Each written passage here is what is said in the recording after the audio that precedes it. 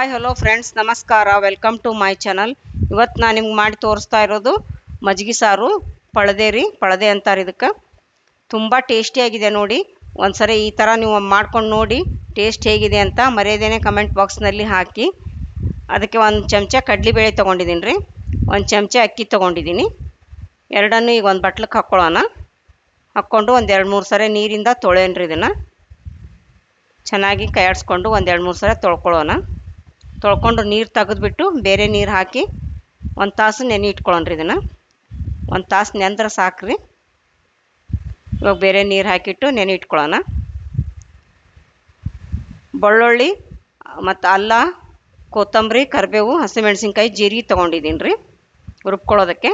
ಮತ್ತು ಮೊಸರನ್ನ ನಾನು ಕಟ್ಟೋದು ಮಜ್ಜಿಗೆ ಮಾಡಿ ಇಟ್ಕೊಂಡಿದ್ದೀನಿ. ಇವಾಗ 1 ತಾಸು ಆಯಿತು. ಇದನ್ನು ನೋಡಿರಿ, ಕಡಲೆಬೇಳೆ ಅಕ್ಕಿ ನೆಂದಿದೆ. ಇವಾಗ ನೀರು ಬಸ್ತು ರುಬ್ಕೊಳಕ್ಕೆ ತೊಗೊಳೋಣ್ರಿ.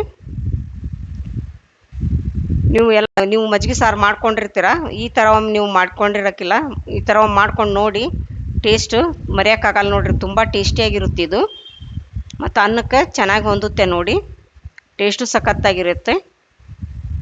ಒಂದು ಮಿಕ್ಸಿ ಜಾರ್ ತೊಗೊಂಡು ಅಕ್ಕಿ ಕಡಲೆಬೇಳೆ ಹಾಕ್ಕೊಳ್ಳೋಣ. ಮತ್ತು 2 ಕರಿಮೆಣಸು ಹಾಕ್ಕೋತಾ ಇದ್ದೀನಿ ರೀ. ಒಂದು ಸ್ವಲ್ಪ ಜೀರಿಗೆ ಹಾಕ್ಕೋತಾ ಇದ್ದೀನಿ. 2 ಹಸಿಮೆಣ್ಸಿನ್ಕಾಯಿ ತೊಗೊಂಡಿದ್ದೀನಿ. ನಿಮ್ಮ ಖಾರ ಜಾಸ್ತಿ ಬೇಕಂದರೆ 1 ಮೆಣಸಿನ್ಕಾಯಿ ಜಾಸ್ತಿ ಹಾಕ್ಕೋಬೇಕು. ನೋಡಿಬಿಟ್ಟು ಹಾಕ್ಕೊಳ್ಳಿ ನೀವು. ನಾನು 2 ಮೆಣಸಿನ್ಕಾಯಿ ತೊಗೊಂಡಿದ್ದೀನಿ. ಒಂದು ಸ್ವಲ್ಪ ಕರಿಬೇವಿನ ಸೊಪ್ಪು ಹಾಕ್ಕೋತಾ ಇದ್ದೀನಿ ರೀ.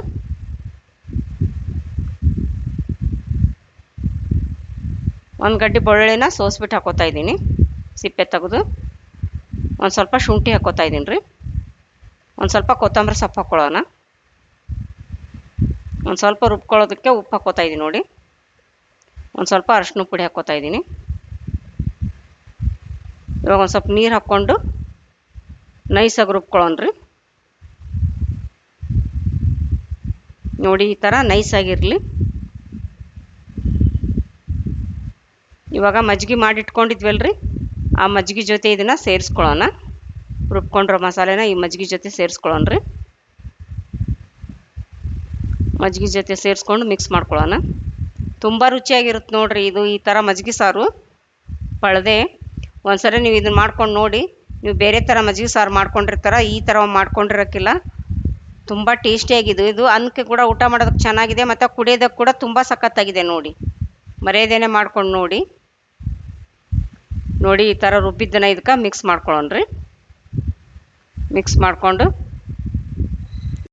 ಇದು ಒಂದು ಸ್ವಲ್ಪ ಮಿಕ್ಸಿ ಜಾರಿಗೆ ನೀರು ಹಾಕಿ ತೊಳೆದು ಹಾಕ್ಕೊಳ್ಳೋಣ್ರಿ. ಇದಕ್ಕೆ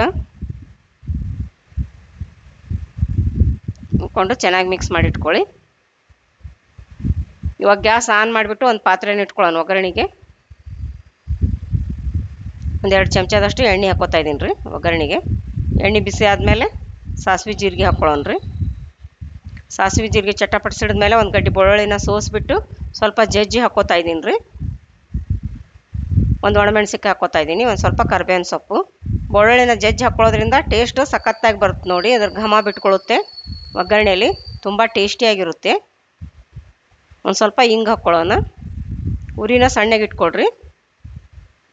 ಹಿಂಗೆ ಹಾಕ್ಕೊಂಡು ಚೆನ್ನಾಗಿ ಕಾಯಿಸ್ಕೊಳ್ಳಿ ಒಗ್ಗರಣೆ ಜೊತೆ.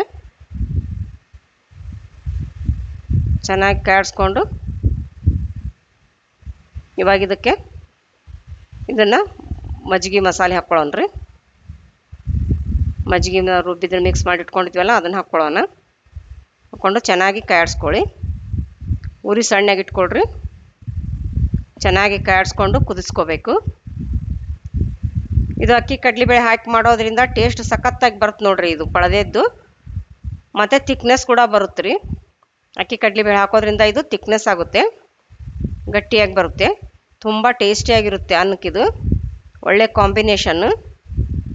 ಮತ್ತು ಕುಡಿಯೋದಕ್ಕೆ ಕೂಡ ತುಂಬ ಚೆನ್ನಾಗಿದೆ ನೋಡಿ. ರುಚಿಗೆ ತಕ್ಕಷ್ಟು ಉಪ್ಪು ಹಾಕ್ಕೊಳ್ಳೋಣ.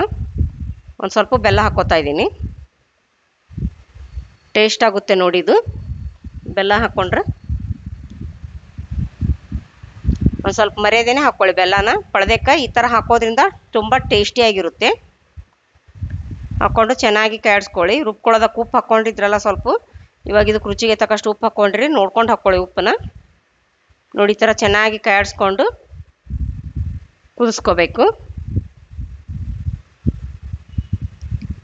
ಇದು ಕುದಿಬೇಕ್ರಿ. ಒಂದು ಕುದಿ ಬಂದರೆ ಚೆನ್ನಾಗಿರುತ್ತೆ ಇದು. ಯಾಕಂದರೆ ಇದರಲ್ಲಿ ಅಕ್ಕಿ ಕಡಲೆಬೇಳೆ ಹಾಕಿ ರುಬ್ಬಿ ಕಲಸಿರ್ತೀರಲ್ಲ, ಕುದಿಬೇಕಿದು. ನೋಡಿ ಈ ಥರ ಚೆನ್ನಾಗಿ ಕಾಯಿಸ್ಕೊಂಡು ಕುದಿಸ್ಕೊಳ್ಳಿ. ನೋಡಿ ಘಮ ಎಷ್ಟು ಬರ್ತಾ ಇದೆ ನೋಡಿ, ಟೇಸ್ಟು ಸಖತ್ತಾಗಿದೆ ನೋಡಿ. ನೀವು ಈ ಥರ ಮಾಡಿರೋಕ್ಕಿಲ್ಲ, ಒಂದ್ಸರಿ ಮರ್ಯಾದೆನ ಮಾಡ್ಕೊಂಡು ನೋಡಿ ಟೇಸ್ಟ್ ಹೇಗಿದೆ ಅಂತ ಕಮೆಂಟ್ ಬಾಕ್ಸ್ನಲ್ಲಿ ತಿಳಿಸಿ.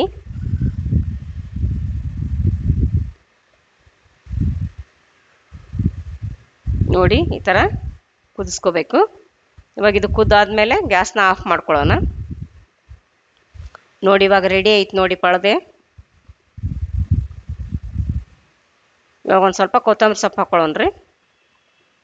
ನಿಮ್ಗೆ ಬೇಳೆ ಸಾರು ತಿಂದು ಬೇಜಾರಾಗಿದ್ದರೆ ಮನೆಯಲ್ಲಿ ಮೊಸರಿದ್ರೆ ಈ ಥರ ಪಳದೆನ ಮಾಡ್ಕೊಂಡು ನೋಡಿ, ಅನ್ನಕ್ಕೆ ತುಂಬ ಚೆನ್ನಾಗಿರುತ್ತೆ. ನೋಡಿ ಇವಾಗ ಇದನ್ನು ಒಂದು ಬಟ್ಲಿಗೆ ಸರ್ವ್ ಮಾಡಿದ್ದೀನಿ. ನೋಡಿ ಈಗ ಹಾಗೆ ಟೇಸ್ಟ್ ಮಾಡೋಣ ಪಳದೆನ. ನೋಡಿ ಸೂಪರಾಗಿದೆ ನೋಡಿ. ಇವಾಗ ರೈಸ್ ಜೊತೆ ಟೇಸ್ಟ್ ಮಾಡೋಣ. ನೋಡಿ ತಾಲಿ ರೆಡಿ ಆಯಿತು ನೋಡಿ. ಇದು ಅನ್ನ, ಪಳದೆ ಮತ್ತು ಹಪ್ಪಳ, ಮಜ್ಜಿಗೆ ಮೆಣಸಿನ್ಕಾಯಿ ಮಾಡಿದ್ವಿ ರೀ ನಾವು. ಮಜ್ಜಿಗೆ ಮೆಣಸಿನ್ಕಾಯಿ ಇಟ್ಕೊಂಡಿದ್ದೀನಿ, ಕಡ್ಲಿ ಪುಡಿ, ಉಪ್ಪಿನಕಾಯಿ ಎಲ್ಲ.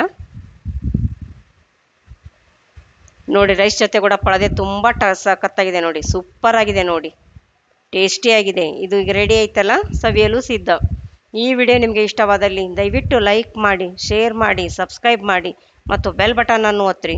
ನೀವು ಬೆಲ್ ಬಟನ್ ಒತ್ತೋದ್ರಿಂದ ನಾನು ಹಾಕೋ ಮುಂದಿನ ವಿಡಿಯೋ ನಿಮ್ಗೆ ಮೊದಲು ಬರ್ತಾವ್ರಿ. ಧನ್ಯವಾದಗಳು.